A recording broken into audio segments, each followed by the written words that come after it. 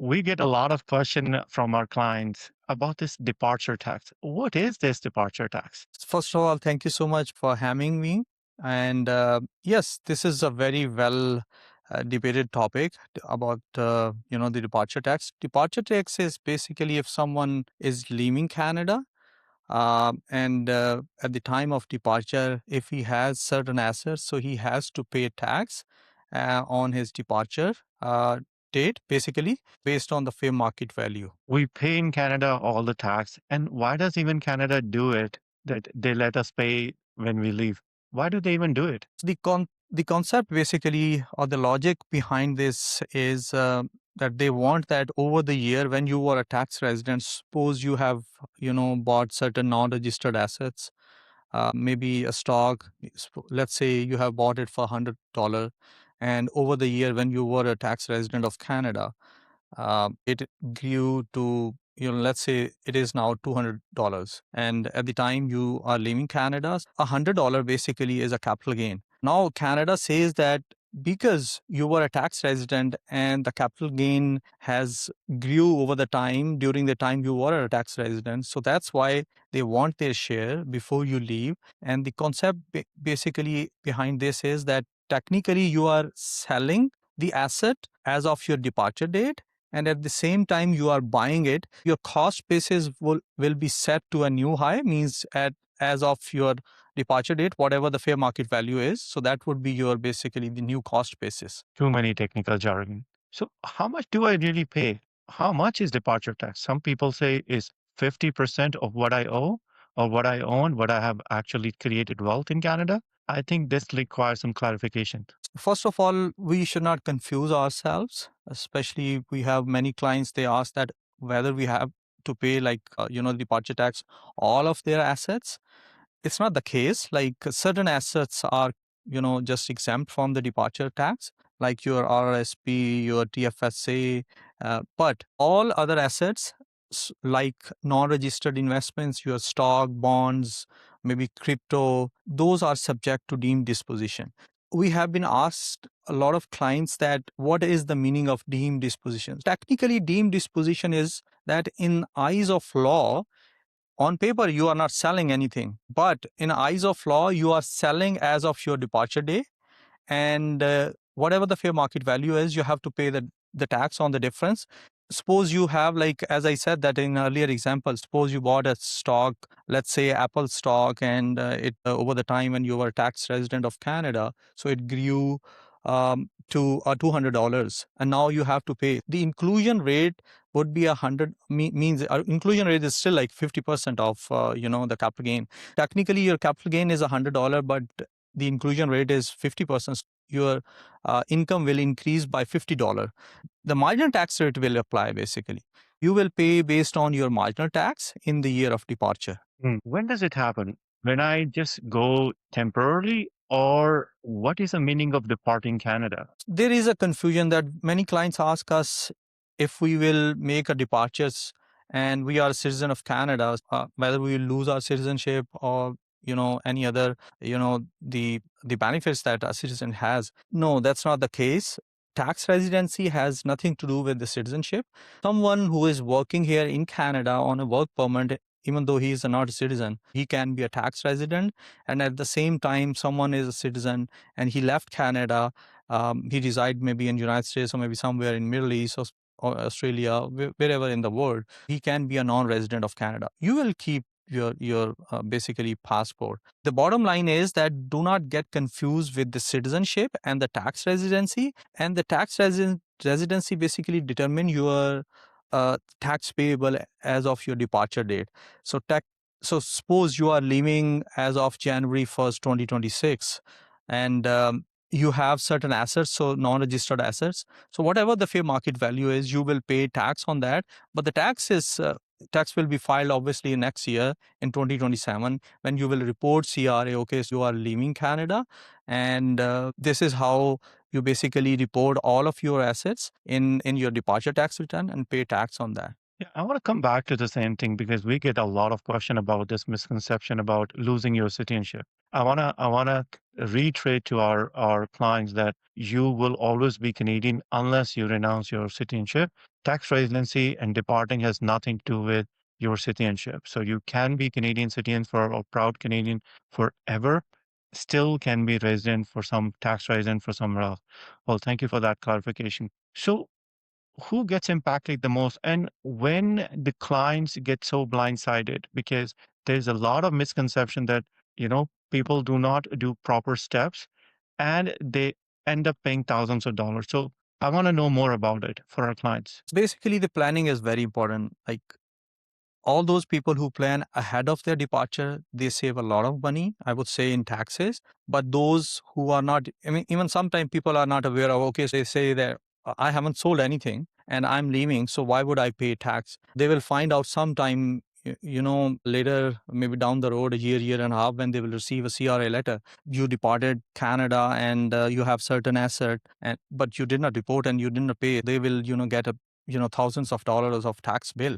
That's where it is important to plan ahead of your departure, and rather than making any assumption, just consult to your accountant who knows, like we do, over we have like experience over the year, like just dealing with this all non-residency thing. I would say planning ahead of time is far more better to just we have like a cushion to just you know uh, to maneuver things. Rather, we will just wait, and at the time when you are already departed, then we don't have like such flexibility to just adjust based on your circumstances, basically. Earlier mention about deemed disposition because a lot of our clients gets confused and rightly because nothing has been sold yet, but the government seems or they deem everything gets sold when we depart. I want your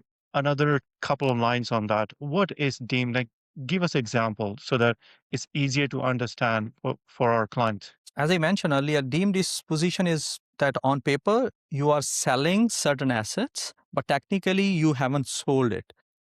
Most of the cases, those are related to the liquid assets. The liquid assets we consider the non-registered investments like stock, bonds, your crypto, and all that. Canada wants its share because they know that you are going out of country over the year, whatever capital appreciation accumulated in your non-registered investments, they want their share because it is very easy to just avoid taxes on those liquid assets. Not very common in case of Canadian real estate. By the way, certain worldwide assets are also subject to deemed disposition, but there is a rule. So if you have any question related to that, we will discuss maybe in future videos. But right now we are just covering the non-registered investments, and there are other assets which are subject to deemed disposition. So deemed disposition, in bottom line, is that technically you haven't sold any asset, but in eyes of law, you have sold and you have to pay tax in the year of departure. Boy, government doesn't leave any Yeah, chance to tax you, right? So exactly. let's say if I have my house, I'm in Canada, and it's my principal resident, and normally principal resident get doesn't get taxed when I sell it. So what happens when I depart to my house, and what happens to my RSPs and TFSAs and other investment that I have? So please elaborate on that for our viewer, please. We have a good news on the registered investment side. You can keep your RRSP; those are not subject to deemed disposition.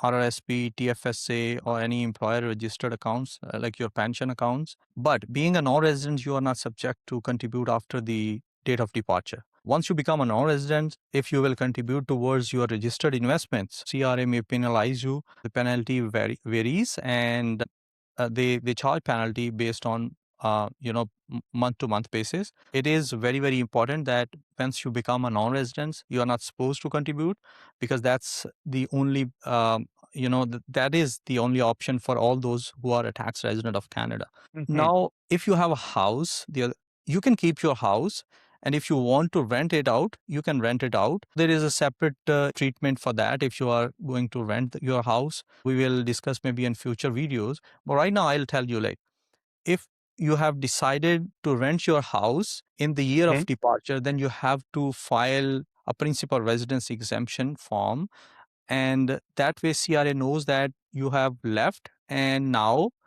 you have changed your principal residence into a rental one. So it's called like change in use. We encourage people, if you want to keep your principal residence here, just make sure that you will apply for the principal residence exemption and report your that asset, basically your house, in form called T1161 to avoid any penalty from CRA. So it's good to know that there are some exceptions, and at least you are Yes. not be dreaded about if they own their house, then if they leave, and they'll have to pay a lot of tax.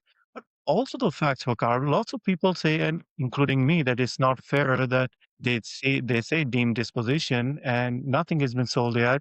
Cash flow is a problem because nothing come to you have not sold anything. Still, they want their taxes. So, what are the alternatives available to Canadians where they don't need to pay tax upfront?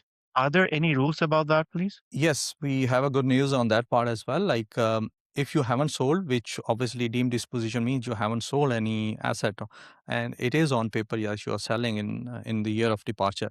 So then you have to file and you file an election. It's called like election T1244, and you can defer your tax payment until you actually sell your assets, all non-registered investments. But you have to give a collateral against that tax payable to CRA in that election, so that you just do not skip. So they have something, and they can put a lien until you will sell actually, and then pay the taxes.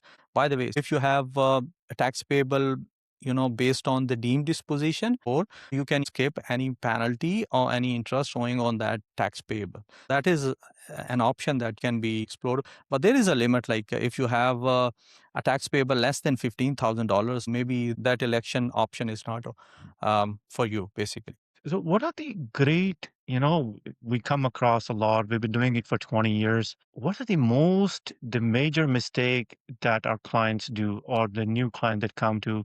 What are the main one mistake that you find a lot that cost our clients a lot of money? So, I want your opinion on that, please. One of the most common mistakes I have seen is that one, I suppose, husband and wife and their dependent children, they are living in Canada, and husband leaves before the family, suppose his dependents, and he thinks that he become a non-resident when he actually left. But not the case. Like, if you have dependent and you have already left, and the dependent left after maybe 2, 3, 4 months, basically departure date would be when your dependent left Canada. This is the most common mistake where people get a lot of time penalties from CRA, and CRA determine, and then they reassess their tax return, and they ask to pay not only obviously the tax payable based on the number of days their families were in Canada.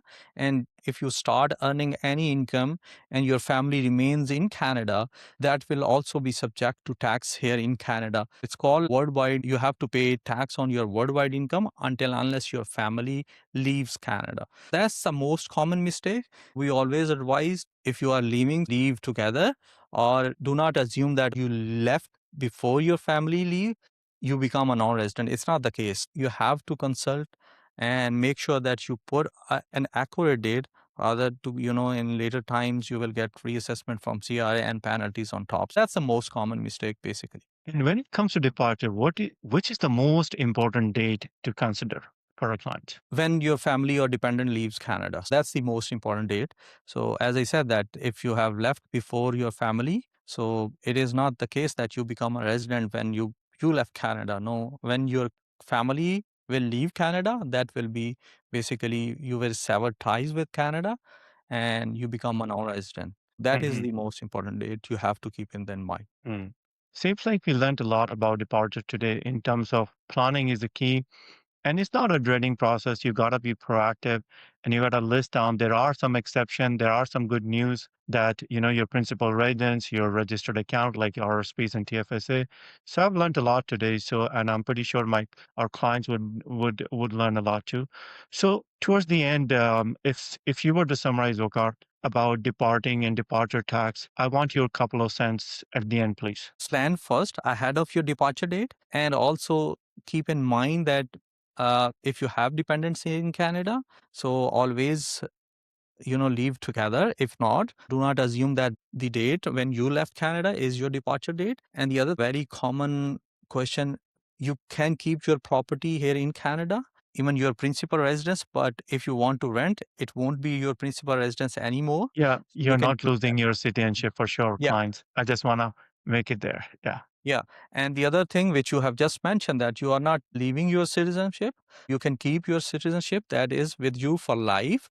But the only difference would be you won't be a tax resident of Canada. These are the misconceptions that we come across. That's something that clients should be aware of. And the biggest thing is assumption. Do not assume Hmm. that you are a resident and then start contributing towards your registered assets, things that you should take care of I'm that. sure we're gonna cover a lot of these topics in coming episode. So I want to thank you for to show your views and enlighten our clients about departure. That is not even a too daunting process. Planning is a key. So I've learned a lot. So thank you so much. Thank you for having me.